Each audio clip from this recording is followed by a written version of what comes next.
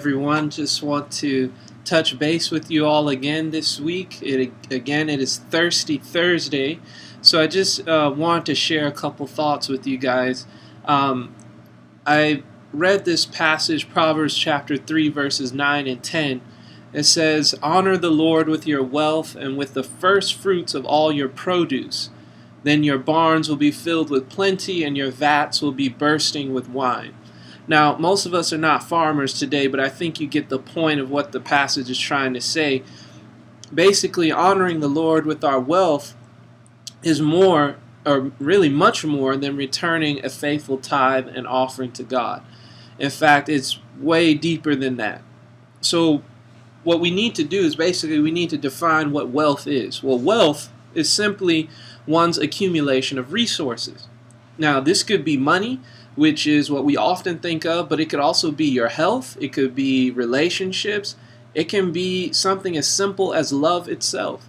So each of us has been given a measure of wealth, a portion of wealth that can be invested, it can be multiplied, it can be shared to the benefit of other people.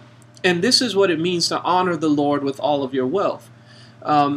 When you make it a priority to share the wealth of your life with someone else, then you are honoring the Lord.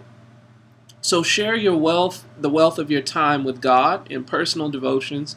Share the wealth of your love and attention with your family, with friends, and even your enemies. So sharing your wealth doesn't have to be difficult. You can share your wealth just by simply smiling at someone. Or you can share your wealth by holding a door open for somebody. Or simply just practicing an awareness of other people around you and being aware of other people and their needs. That is also sharing your wealth. So the promise of Proverbs is that if we share our wealth with others, then God will share his wealth with us. So the more we give, the more God can trust us with additional resources to continue to give to others. So this principle is called benevolence, and it is what binds the entire universe together. This is a universal principle that God has. And I called it benevolence, but the simple way of calling it is just love. Love is what holds everything together. So this benevolence principle, it's countercultural. It's a completely different worldview. It's not self-centered, it's others-centered. And Jesus said it this way. This is how he explained the principle. He said, "It is more blessed to give than to receive."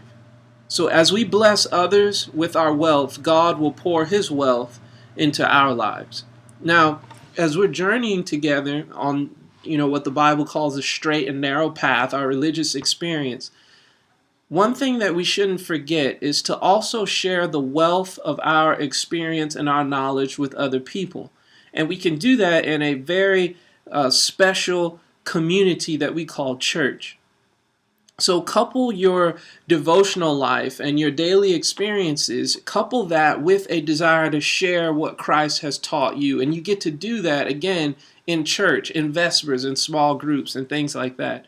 So don't fall into the trap. It is extremely easy to become trapped in a cycle that revolves around self, even in the practice of your own faith, where it's all about me. It's all about what God can do for me. It's about what other people can do for me.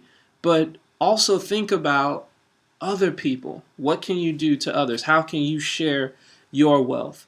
So thankfully, God has given us a way out of that trap, and that is basically looking at Jesus, because Jesus modeled it perfectly for us, how to live out the principle of benevolence.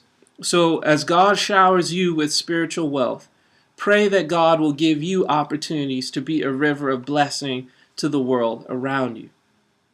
Now that's just the devotional thought for today. And again, that verse is in Proverbs chapter 3, verses 9 through 10. Honor the Lord with your wealth and with the first fruits of all your produce. Then your barns will be filled with plenty, and your vats will be bursting with new wine. Proverbs 3, verses 9 and 10. Just a few quick announcements. We're having Vespers this Friday at 6:30, but it's not going to be at my apartment. It's going to be at Norma's house. So if you need a ride, then please let me know. if you show up at my apartment, guess what? I'm going to know that you don't read the emails.